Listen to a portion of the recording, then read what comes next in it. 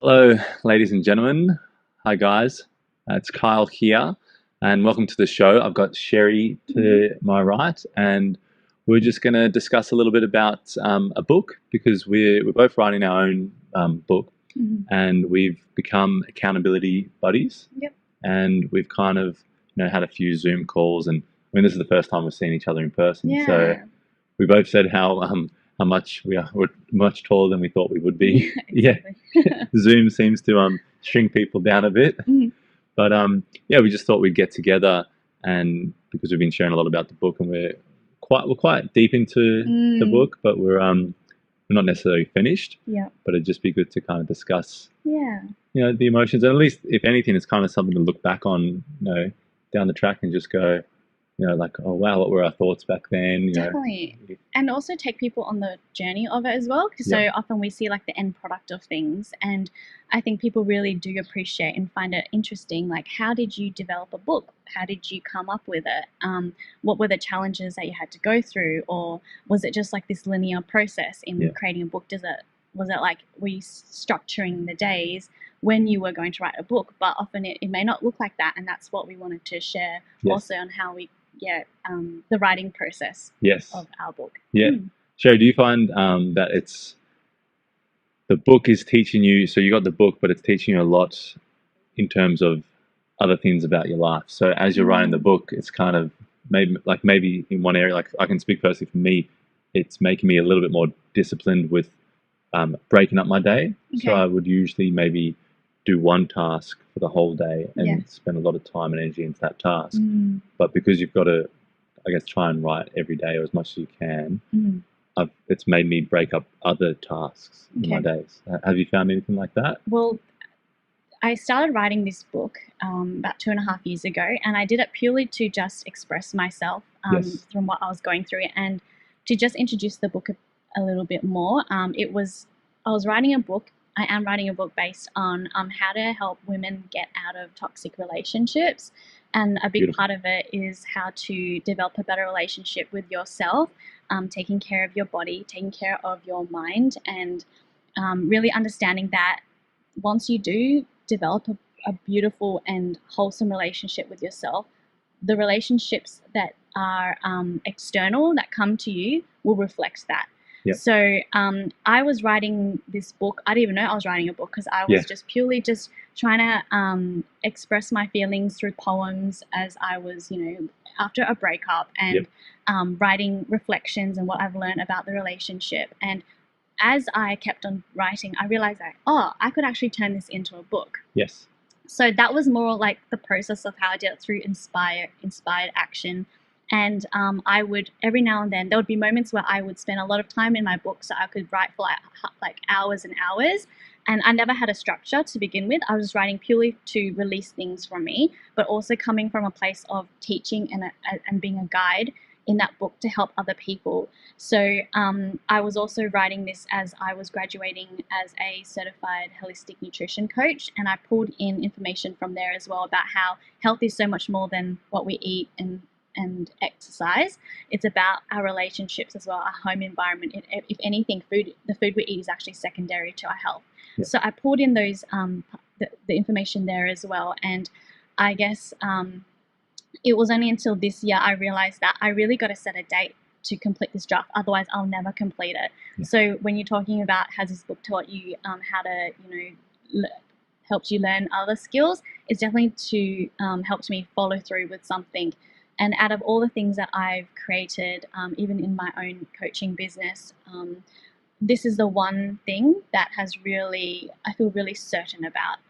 And awesome. That's helped. And this book has really taught me how to feel secure and know that whatever I share, my experiences, is going to be valuable to other people. I don't have to have this other additional qualifications and things like that.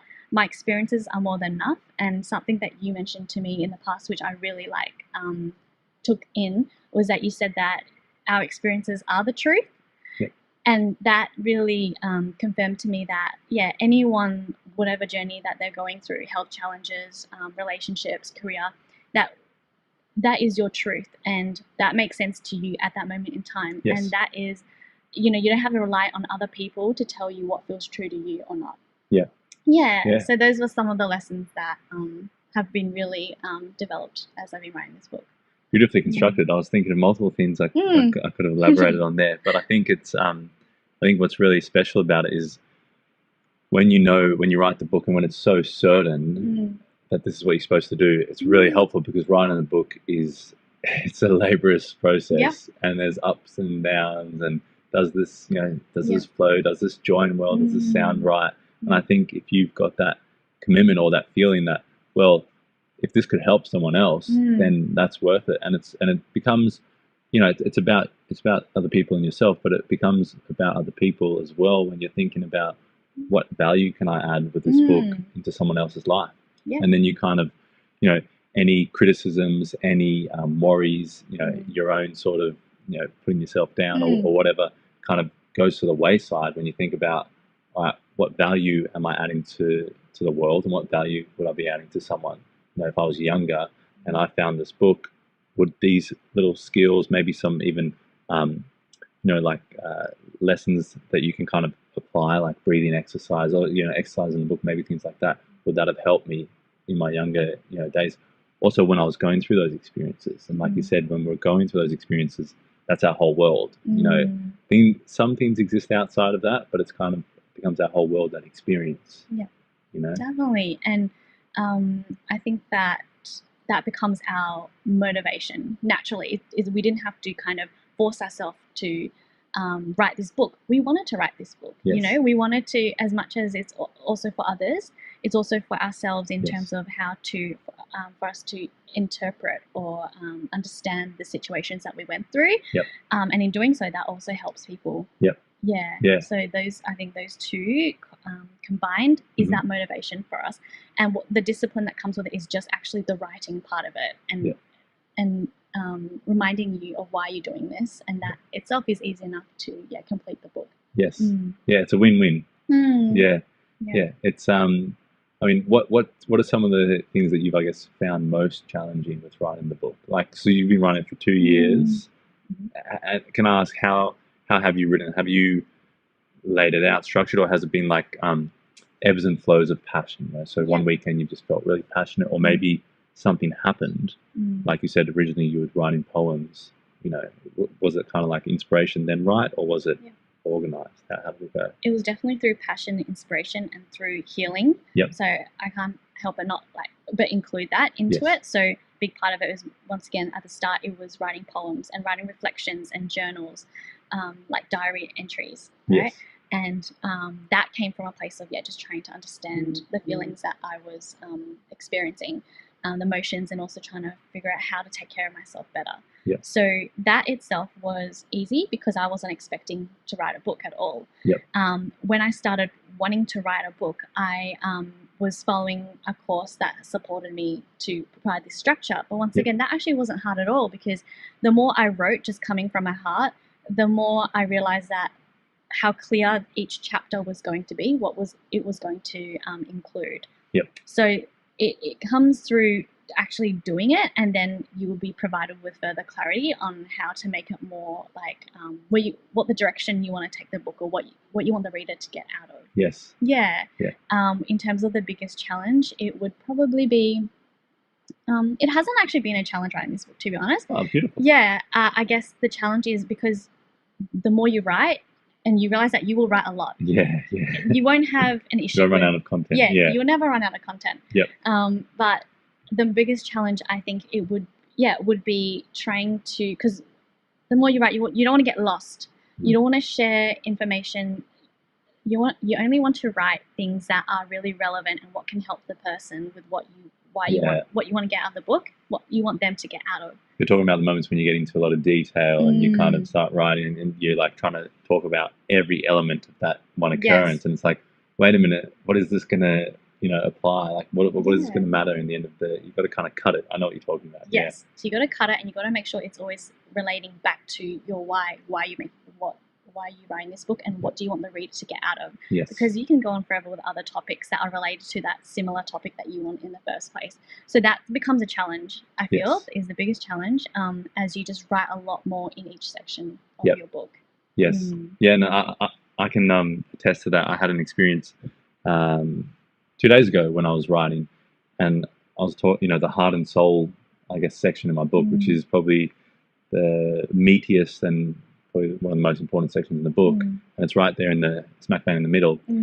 And trying to get that stuff out of myself was quite tough. But then when I got a bit out of it, then it came out in like memories. Okay, yep, I remember that, and I was writing everything down. And I went, hang on a minute, and I was had a part of a day that I was writing, so I was writing for a few hours, and I went, okay, like I was getting frustrated because it just every time I wrote a bit more, it just unraveled a little bit more. And I went, okay, I need to cut it here because that's actually a perfect point to cut it. And it was, at this moment of a lot of frustration and thinking about what else to include, and I just went, no, that's a perfect place to cut it. And I think it was kind of liberating to be able to, pain, no gain. You go through the pain or the suffering of, oh God, like how do I structure this? And I need to put in every little detail. And you go, wait, no, the message has been delivered. Why do I need to, baffle on with all the details that can remain internal? Yes. Yeah. Yep. Or that could be used as some other. Yes. Something else. Yeah. Yeah. Or around a barbecue. Yeah. In a conversation or on a podcast. Yes. Exactly. Exactly. So, could you just share a bit more about your book? Yeah. And what are the key themes in your book? Yeah. Who's it for? Yeah. Yeah. Yeah. Okay. So, my book's for, I would say, probably my younger self. So maybe a few years younger. So maybe young men, going through their early 20s and looking for purpose in their life, struggling to find purpose and what their main reason is in their life. You go back a long time for like my grandfather's generation, and it was to serve in the army and protect the country and serve the country, and then for a lot of years it was to provide for the family, and then now I think it's kind of the world is balanced out in a lot of ways, and that's positive. But I think with every change, you have to look at is there a part of the society that might be been neglected, not knowing where their direction is, or are there areas that we can kind of I guess support other people. So that's probably who I'm writing for, and I did create a few avatars, and then I read in a book. I think I told you this. I read in a book. Someone was saying that they were writing the book for themselves, and it was kind of an interesting thing. I think when you write it for yourself, like you're drawing out all the best lessons, all the best information, and we are all so alike. The things that make us tick, like in terms of our mind, our emotions, our feelings, our heart, they make a lot of other people tick. So if you write from your experiences, like you said, and for yourself, and it comes out authentically like that, then I think it really has a lot of power to find its target market automatically, which is something interesting because I've worked out, I've been told, you get told a lot of advice. You got to find a target market. You got to draw out avatars. You've got to do all these things, things which all can help, at different stages. But I think that one thing where it was, I'm writing this book for myself to better myself. I think that really struck a chord, and it's just about what strikes a chord. I mean, to go on to the sections. I mean, that's quite that's a book podcast in its own. But I mean, to roughly go over it, it's it starts with youth, and I guess my younger years where I was not going down the right direction. One wrong turn and it could have ended up pretty bad for me. Getting in a lot of fights, hanging around the wrong crowd, always finding myself, like the last kid in the class after a big mockery of one of the teachers, and they just find me and go, "Yep, you're the one we're going to detention." So I was just finding myself not in the right places. I had a few family members that I lost, and I had like a struggle like very early on in around 14. So I think that really pushed me to. I had a lot of aggression, a lot of pain, a lot of emotion that I didn't deal with. And being a man, you just shove that down, and you think that if I'm being a man, that's the way to do it. But it's not the way to do it because it's going to unravel in another way. It's going to come out in aggression or you acting out, and so that's the youth section. Yeah. Well, then, what point in your life did you find that you started opening up and connecting with your heart and really allowing yourself to feel, or allowing to receive help from others, or expressing yourself? Yep. I think for me, I don't think it was one moment, but I think it was a number of moments and a number of people. I think that combination. My grandmother, who I lived with, my grandmother and my grandfather lived with for 10 years, and they were always there for me. And my grandmother, she never gave up on me. So she was always, dosing me with love. And even when I went through they say teenagers go through the tunnel period and everything, she was always there. So I think, I always had that there, and I always was able to talk to my grandparents and open up. And I didn't for a while. And, it's funny you talk about the heart. The heart actually gets damaged when you close down so much. So, my grandmother, it's funny, I think a lot of women who, helped me to kind of, I guess, like partners I had and friends I had, a best friend who I felt like I could talk to about everything, like a mate of mine when I was 18, would allow me to open up. And then just bit by bit, and then I think eventually when it all comes to it, you kind of look at your life and you go, well, how am I going to live? Am I going to live in that same routine of something happens, let me shove it down, something happens, let me shove it down? Or am I going to start being open and sharing? And, and I think once you do that, it's kind of like a flower, because you just attract more people and you realize how similar we all are. Yes. Yeah. And so with the heart, because for me, the heart means a number of things. So not just unconditional love, but compassion and connection and giving. I often find that, like, when we are in certain relationships, my experience anyway was that when you're talking about the physical heart itself, and how you've actually had heart health conditions, around that same time when you were closing everyone off, right? Yeah. And then you pretty much healed and repaired your heart. Yeah. And in doing so, you also opened up yourself to other people, started expressing your feelings, really started appreciating connection. Yeah. Just an example for me was that when I never had any heart conditions, but when I was going through that relationship and leaving that relationship, I could literally feel my heart ache. And I had, I did not learn anything about even chakras at that time, about how, I didn't understand what that was. It just felt like my chest was really hollow. Yep. And I did not know much about my body. Yes. And just something like that can really confirm to us that, it reminds me of, like, why there's that term like heartache, right? And people just toss it around a bit. But it literally feels like a heartache. Yes. Your heart is aching because there's, like, that energy center. If you want to base it from, like, learning about chakras, you've got your heart chakra there. Yeah. Yeah. Yeah, exactly. So, and the emotions you're talking, the emotions connecting to your body, which is, I mean, if the easiest way to explain it to someone who hasn't gone down this road is it's, when you bang your knee and you hurt your knee, that's you being aware of your body. But as you get more and more aware of your body, when you're angry and upset, as you get older, you might have palpitations. When you're, when you're feeling absolute love, you might just feel like totally relaxed in your body. You're feeling appreciated and admired. You might feel that relaxation throughout your body. And your veins and everything's flowing well. So it's like, for me, what I understand is, like, the emotion really has a lot on the heart. And when you talk about heartache, there's, like, been studies done where elderly people, one of the marriage, the husband or the wife passes away, and only a few months later, they say that the other person died of heartache. There was no conditions, there was nothing that really was. This was, we can tick it off that this was their condition, or this is why they passed away. It was just because of missing that person they've been with their whole life. Yep. Yeah. And also knowing that, like, because we are, innately, we need each other, we need connection to fully thrive, even from, like, that mother and baby connection for a baby to survive. It's just so interesting to see how, like, to understand at a biochemical level that connection really does secrete various hormones in each of us to adapt to the people around us as well. So when someone is removed from our lives, even if it's a toxic person, or a good person, the body has to adapt to that. Yeah.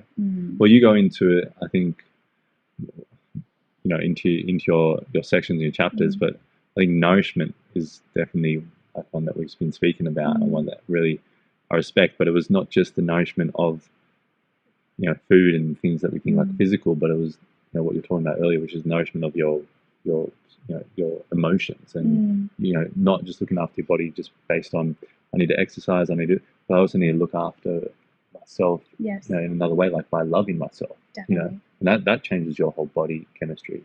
It does, and there's just too much science out nowadays that show the effect of our emotions and our thoughts on our actual physical body, on our health conditions. Either it worsens it, depending what you think about yourself and the feelings that you cultivate, or it can help a lot the healing process. Yeah, exactly. Yeah, and this is why I was really interested in finding out more about visualization for you and how that's actually really helped you when you were going through your health conditions and helping you heal. Yeah, I mean, I didn't come up with this one day and go, I'm going to tackle this this situation naturally, and I'm going to have all these systems in place. I had someone who come into my life who really knew a lot about natural health, and had helped heal other people from ailments, diseases, cysts, different sort of things throughout their lives, using some systems that he could put in place that weren't invasive, that weren't let's chop his arm off. They were a little bit more I guess, how do you say, ancestral. And so one of those things was to visualize every day and draw my fingers over the certain point that I needed to heal, and draw it how the actual organ and the actual part of the organ would function properly, and draw the fingers every day and go heal, heal. And at that stage I was in a hospital, so I didn't want to, and I was in the ward with 4 other patients, and I didn't want to be doing that out in the public. So I would, my time would be every morning I'd go in, and that'd be part of my morning routine is doing heal and kind of visualizing. And I think it's very powerful. It's very powerful, and it's very powerful in other parts of your life as well.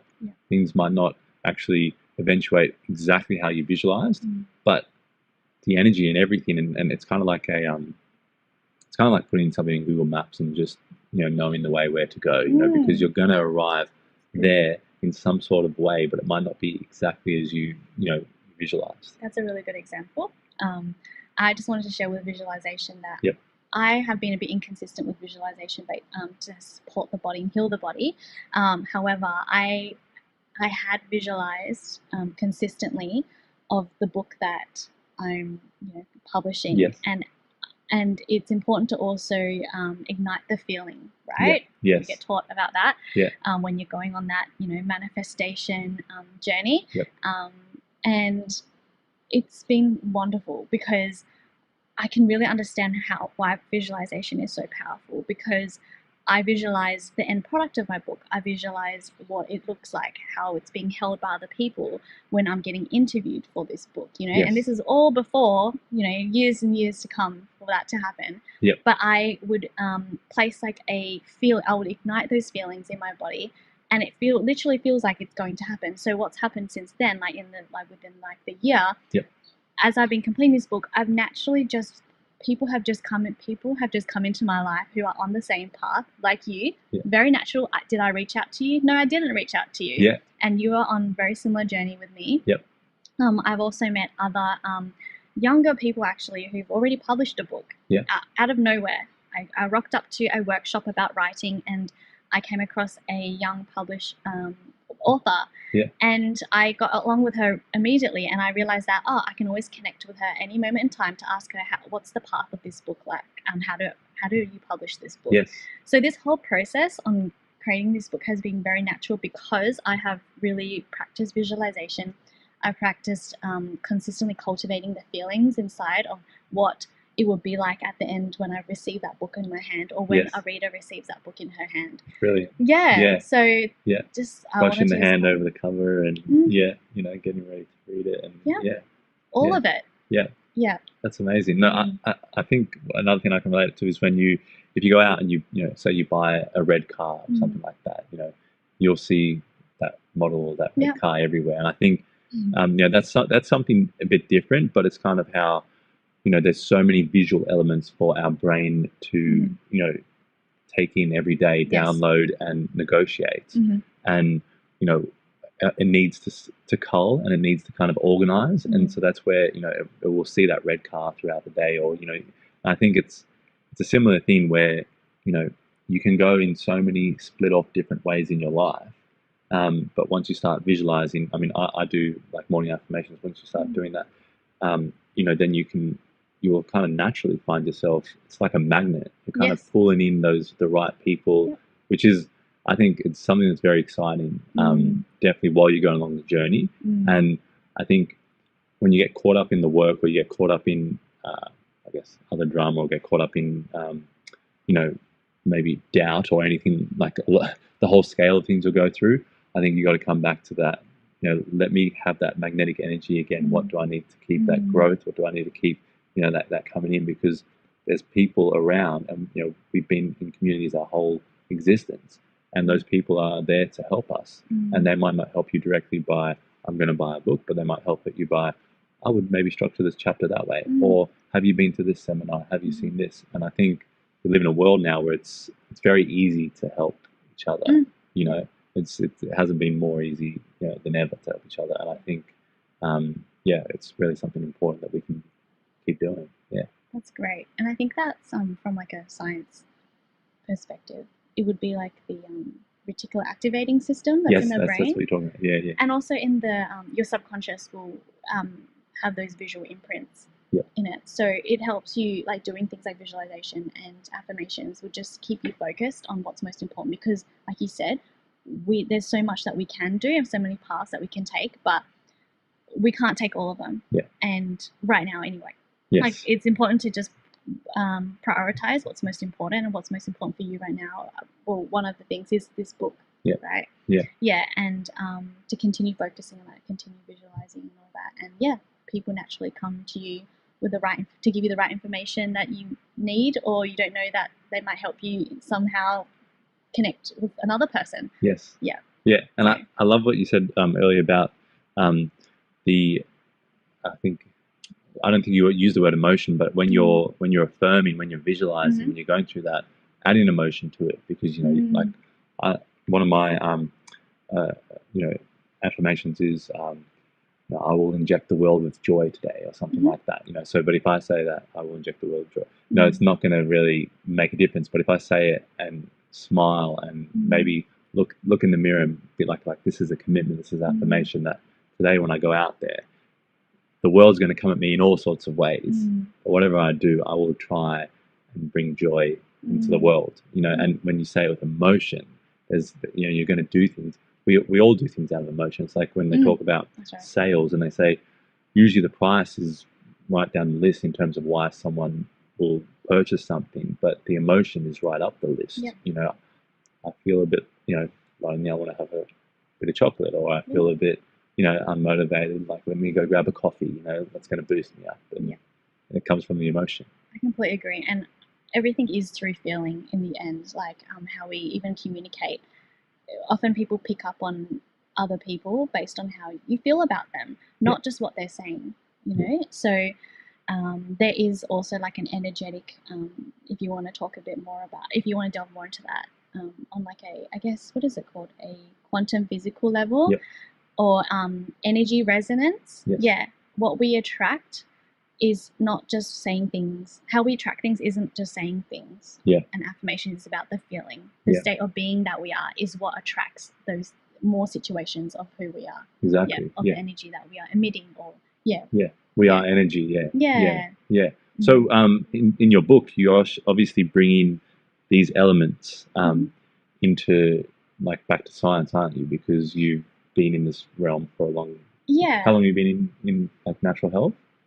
Well, I've been in the health and wellness industry for about, say, over 8 years, and a big part of it was because I wanted to heal my various health issues that I was going at that time, which was hormonal imbalances. I had extreme acne throughout my university life, and always wanting to find natural alternatives. I also had like a really bad 2 years experience of going on the contraceptive pill, which I'm really passionate in educating more women about. And through that was why I spent so long in natural health.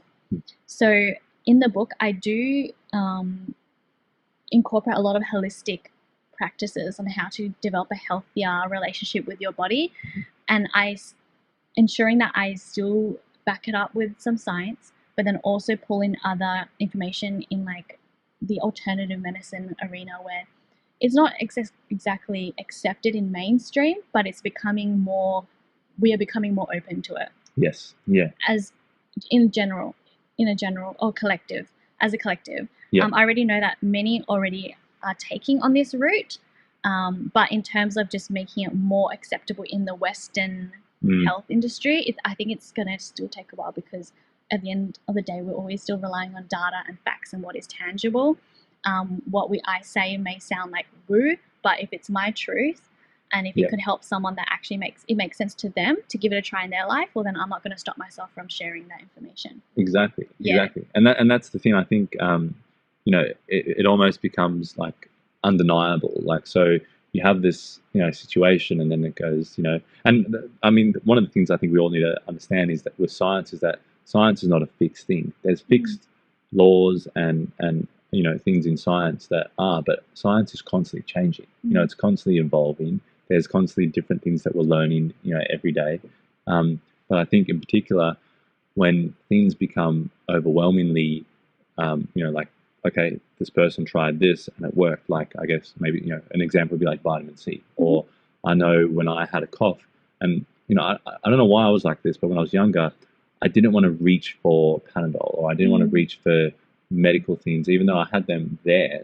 Families always have a drawer full of meds. It's just a norm. But I didn't want to go and reach for those sorts of things, because I in my head, I don't know where this came from, but it was, I'm going to be dependent on that thing, and I shouldn't be, as a body, dependent on headache, this item, or I don't want to say any names. I don't want to bash anybody down, but I've got this. I need this element. I would always try and go, okay, what can I do? I know water helps out. If I've got a headache, like maybe I need to drink a bit of water.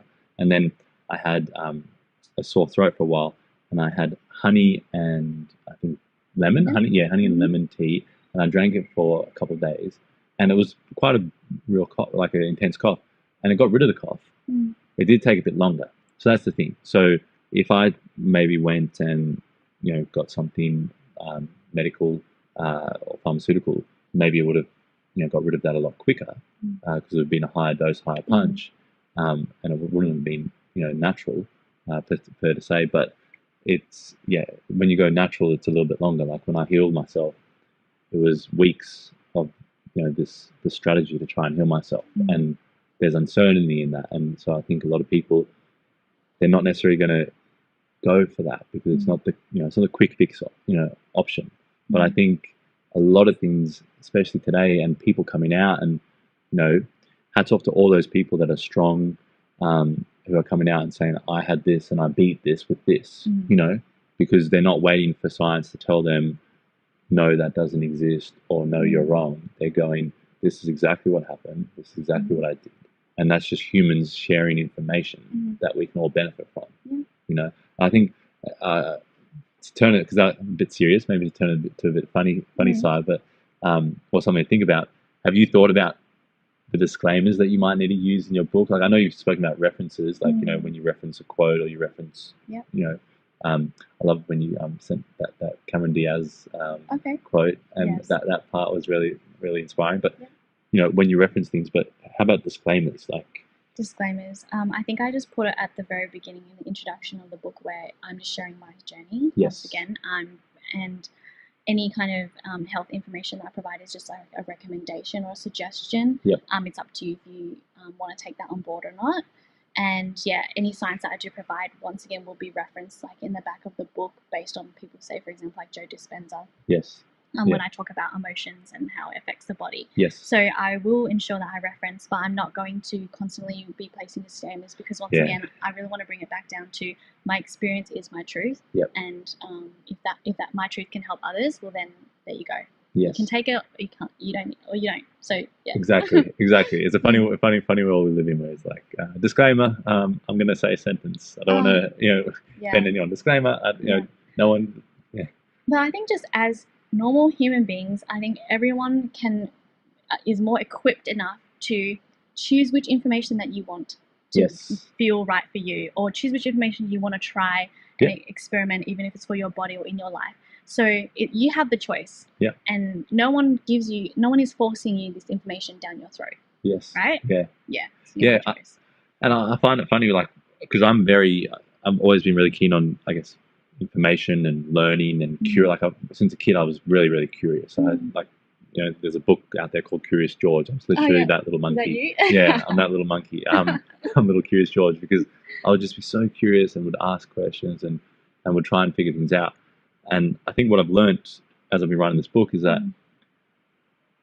all through parts of my life, I would write things down, and I didn't know why I was writing them down. But I think it was kind of like me figuring things out. And rather than looking at, early on I didn't have like father figures around that stayed for a long time.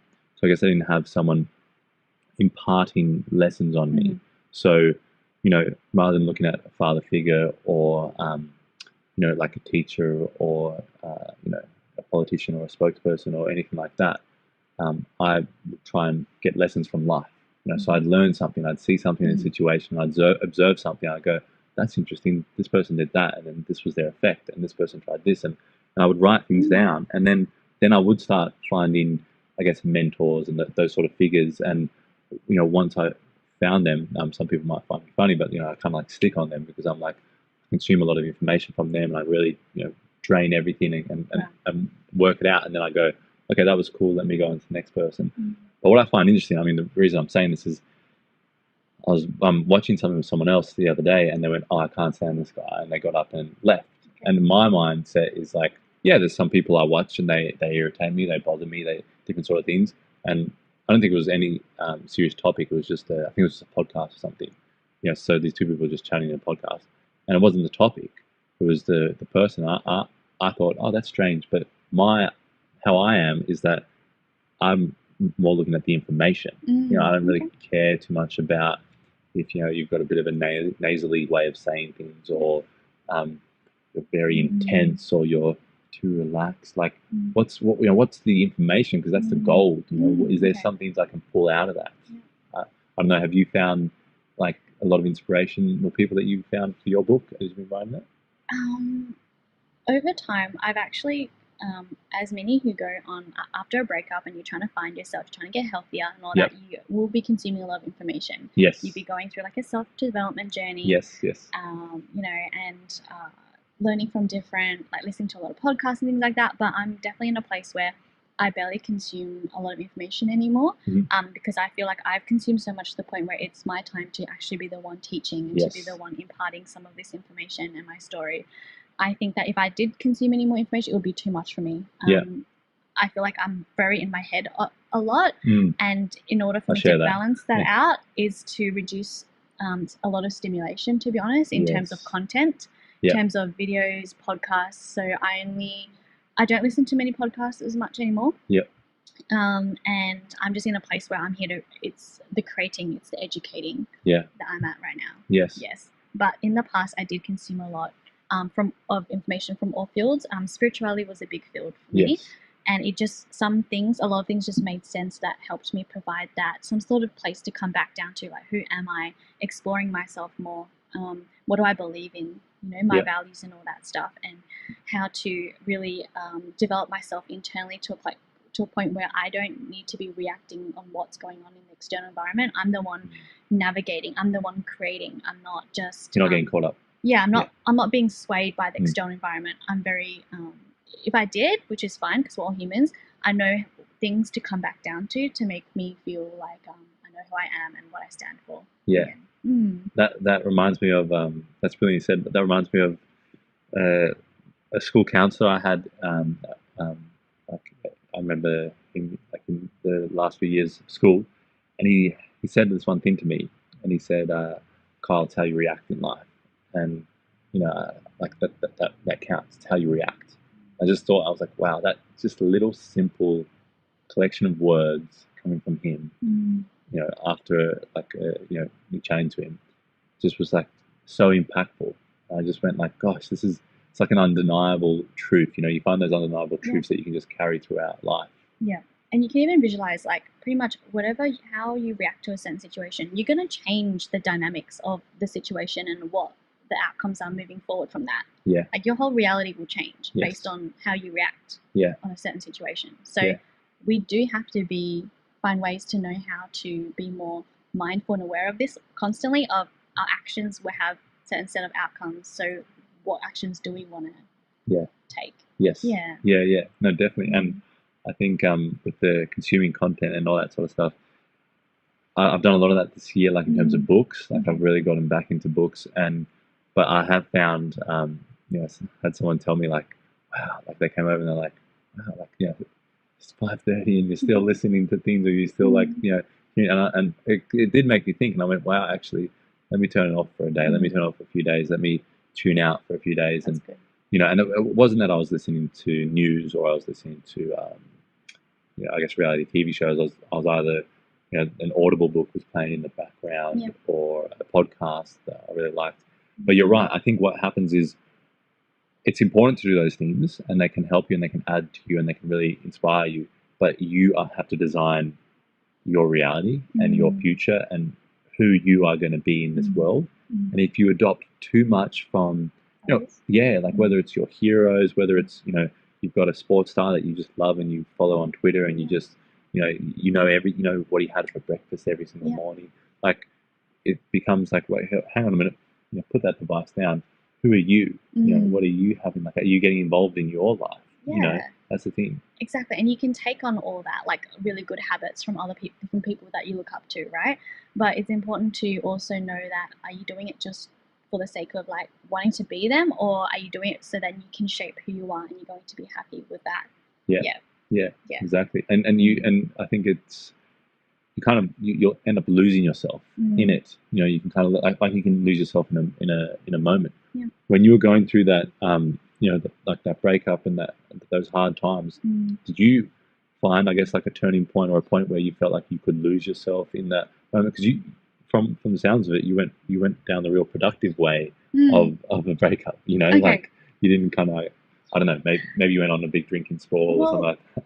I actually didn't. I think it was just to the point where I was like, I've had enough with this. I didn't take that route. I didn't take the route where, I'm just going to jump into a whole bunch of other relationships and just neglect my feelings. Like these feelings were just inside that I needed some outlet to release. And the only way I could do that, and it's natural for humans to like receive some sort of something and it needs to be let out, was through writing, was through reflecting. Like that was my way on how to process things, not blocking it out. Like I knew that if I blocked it out, I would have to deal with that at some point or another. Because I find that I'm too sensitive and too aware of my thought, too aware of my emotions to put myself in those situations where later down the track I'll have to face the consequences and deal with that. So I was like, I might as well not even think about that.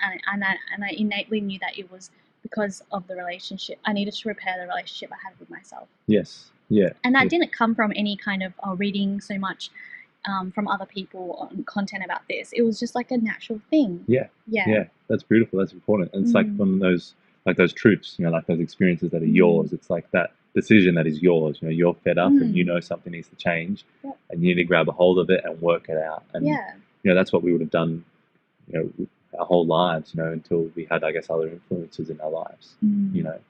Now with your book, what's the, might be a bit deeper of a question, but what's the you like deep? Yeah. I mean, this whole conversation's been deep.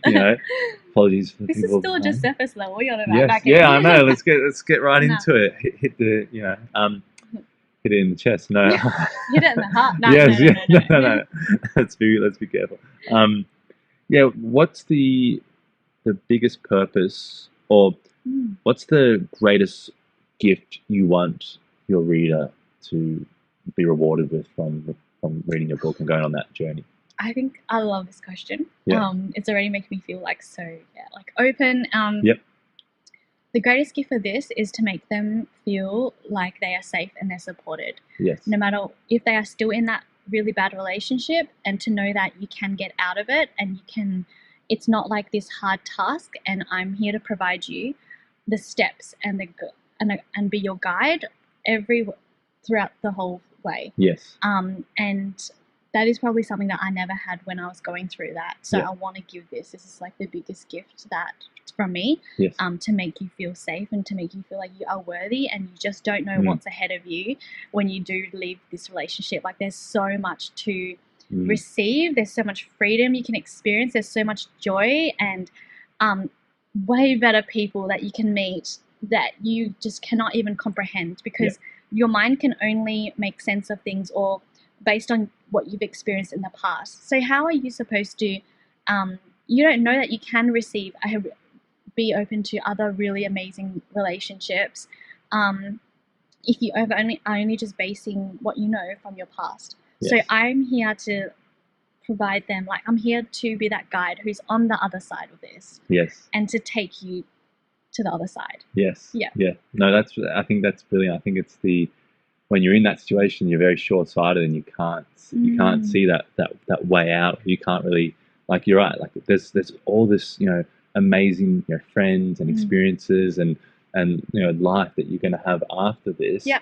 But when you're in it, it's like, no, it's done. Life's over. I mean, this might be me opening up a bit, but I would have loved to have you as a friend around when I went through one or two of my breakups, in my early years, because I did not behave as mature as you went. I think I was, more of a acting out, sort of misbehaved after the fact. But definitely a lot of times when you're really struggling with it, you can't deny that you really feel like that's like, that was your life, that was your world. And when that's taken from you, the world kind of, I guess, can lose a bit of color and a bit of taste and a bit of tangibility, and it's a rough thing to go through.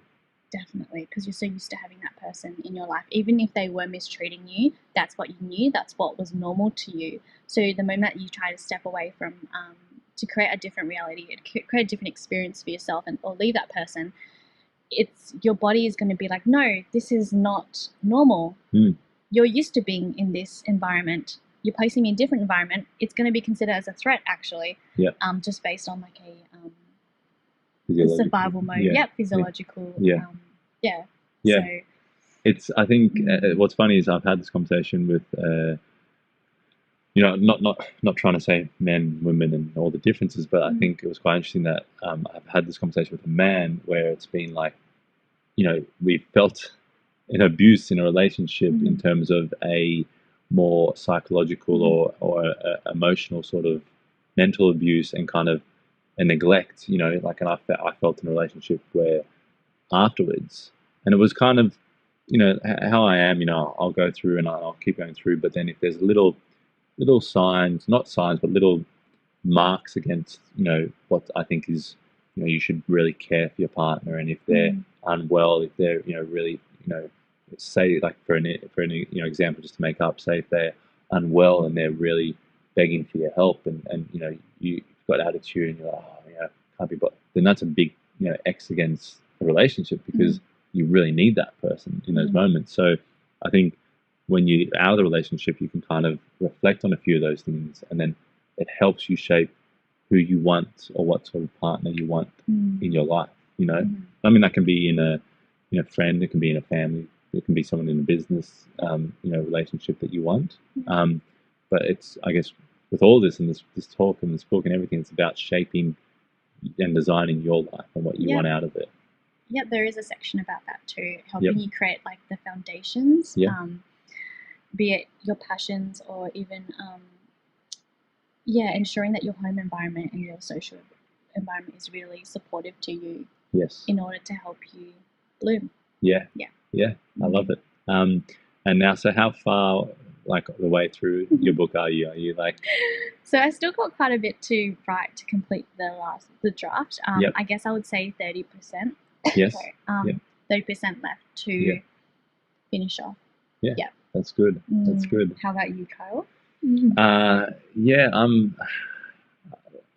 I think I've got pretty much all the content there, except like you said, each time you start writing passages, things just come out like word vomit.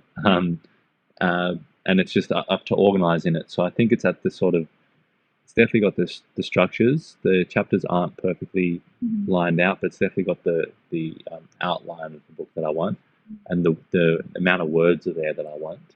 And now it's just organizing it and making it fit, because some chapters are just 20 bullet points, that I've kind of, that might be one sentence and the other bullet point might be 3 sentences, but I've got to put that 20 bullet points into a chapter. So and that's the thing, like I've heard different ways of how you write the book, but that was quite, I think finding how it works for you is interesting, because I was told, okay, you got to write it in this way, and this, I was very sort of structured how I went about writing it, but as you get into it, you kind of find your own method. I agree with that. Yeah. Awesome. And when are you, for the listeners out there, when are you looking to maybe publish it? So I don't know what goes on after writing this first draft. If anything, I'm going to re-look at the draft again and do that second draft, which I don't think will take very long because the bulk of it is there. I would like to spend 2021 really getting the community on board and to just be on this journey with me and networking more, and to just even come on this journey on how to actually get this book published. I'll be definitely spending more time with you in 2021. And making way like around the community, just to share more about what's included in our book and our story as well. I think that's what I mean, one of the reasons that me and Cherie chatting about this, and why I wanted us to do is like update on our progress sort of video, was just to, I guess, explain the similarities as well around our books, because mine is, I guess, is a self-help book that covers 7 sections, and it's about balancing your life out and not quitting, and I guess realize, like, same sort of things we're talking about on the other side of that, that there's great success and there's great, and that's not just in a month or in a year, or that we don't have days where we go, oh, I want to quit with this exercise, or I want to quit with this thing. It's a continual thing of life. You just got to keep going, keep applying it, and really reward yourself for those successes. And I think that's with how your book is really self-help for women and younger women going through struggle, and find self-help for I guess men and going through struggle. So I just thought there was so much synergy there, and we both have gone through health challenges and natural health, nature, the lovely world, the lovely universe, humanity has been there for us, and we've been able to source from it, and I guess extend our understanding to that. And so I think there was a lot of synergy there for us. You said that so well, Kyle. Stop it. No. I'm gonna tear up here. But yes, we have a lot of similarities in our book, and yes, my book is targeted to women because the language is more softer and for women. However, I do just want to make a note that even though it's for women, it still is very relatable to men, because men are in toxic relationships where they not necessarily be the one. Actually, no, in toxic relationship, there's 2 people involved to make it toxic. You can always leave at any point in time if you feel like the other person has mistreated you. But I know that men would actually, like you have mentioned, that you had experienced like the psychological and emotional abuse as well, and I don't want to discount that at all. Like, us women do have our own responsibility to work on our insecurities, so we're not projecting that on men and having men not understand how to deal with it, because they're not used to having role models who help them learn how to manage their emotions. So it's a 2-way thing. We're responsible to work on ourselves, and then also males are responsible to work on themselves as well. And I mean, it couldn't be better said. I think what gets me really inspired is when you are working on yourself and you can see little successes. Like when I was going through school, I would have years where I would I listened to one of your YouTube videos earlier today, and it was kind of talking about when you're really going hard and you're like doing really well and kind of being a teacher's pet and kind of going along that journey, and then thinking that that's the world, and then other challenges come into play. But I think talking about that, like really trying to be a scholar, you're really trying to do well in school. I had years where I did really well and years where and it was kind of like that, like on off button, on off. And I think that's something that with my book, it's probably something I'm trying to address, is kind of like I want to live a life where every day I can give it my all, every heartbeat I can give it my all, and I can be joyous. And that's not gonna. I know it's not gonna happen. I know it's one of those goals that is.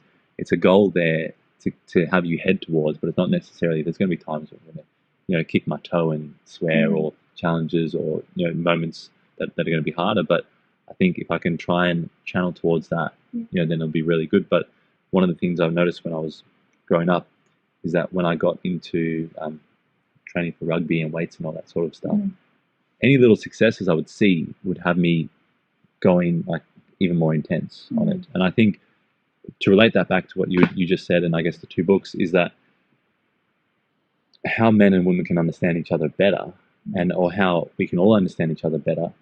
The little successes are really important because they motivate you even more. I was playing the book, I think I mentioned it to you, The Way of the Superior Man. And it's a very interesting book. It's kind of it's quite confronting, and it's but it really, I think it's a really, really valuable book. And I was playing it to my partner, and she was listening to it, and she she was listening to it, and I play a lot of content, so like you heard I pump out a lot of content, and sometimes it gets a bit much. But she was listening to this, and she was going, this is what I've been saying, and this is what I've been saying, because the whole section was pretty much about the polarity of feminine energy and masculine energy, and how that can be in I could have feminine energy in a day, and you could have masculine energy in a day. Whether you're lesbian, whether you're gay, whatever you are, you can change those energies. But it's about understanding that energy, because I'm more of a balanced masculine energy. I didn't understand so much of the feminine energy, and that coming together and just having a bit of a laugh and seeing those things and learning those things and going, babe, I'm finally getting these things. I'm finally understanding, this sort of thing. He gets it. Which is, I don't think you ever fully understand. Like my grandfather said this one thing to me when he was driving me to the train station. He just looked over at me and he said, "Oh, Carl," he goes, "don't try and understand women, mate. You never will." And I thought that was quite because he was quite funny. But I think it's it's true in a way. Like we will never truly understand that person because we're not that person. But we might be able to understand where they're coming from. And what they are trying to say. They might say one thing, but we might hear something totally different. And so, and that was one thing that I definitely noticed in The Way of the Superior Man, the section where he was talking about a woman might tell you this, but what she means and what she's feeling is this.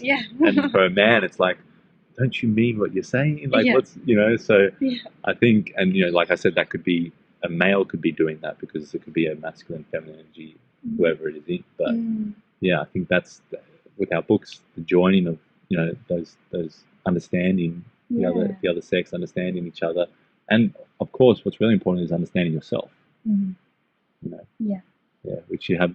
I mean, I was reading your book and I was going, I'm a man, but I enjoy this book. I really liked, the section that you sent me, and I really liked some of the titles that you were talking about and going into pain and those sorts of things, because, look, it might not be glossed up and pretty and advertising, like super advertising, but it is important. It's really important to go into talk about those things and kind of work out what you can understand and what you can change. Yes, definitely. And that book could be, even if I change the language, it could be for a male, because it's about developing a better relationship with yourself, which anyone can practice.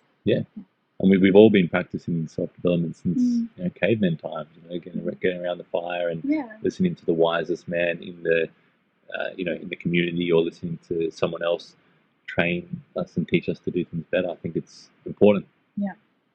Awesome. Well, thank you, Cherie. I really appreciate that. Thank you, Kyle. Thank you so much. It was such a great chat. We covered a lot of areas. Yes, we did. but at the end of the day, I'm really excited to be, on this journey with you to launch the book and to keep going. Yes. Yeah. Yeah.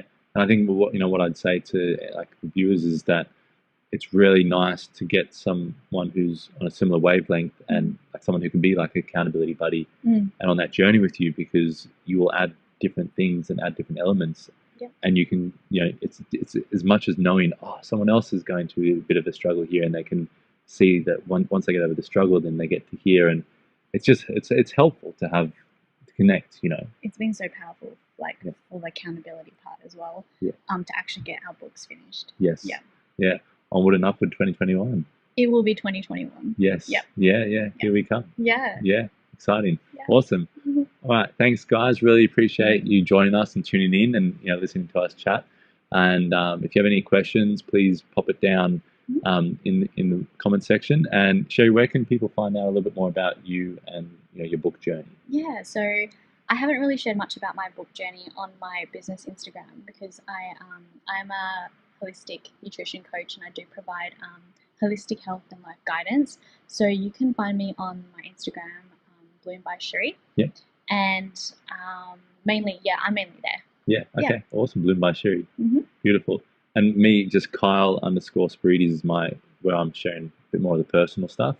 I guess I just created an account that will go into that a little bit more, so it can be focused. But we'll keep you updated, and let us know if you have any questions, and we're more than happy to help out. Awesome. Cheers. Thank you. Thank you. Bye.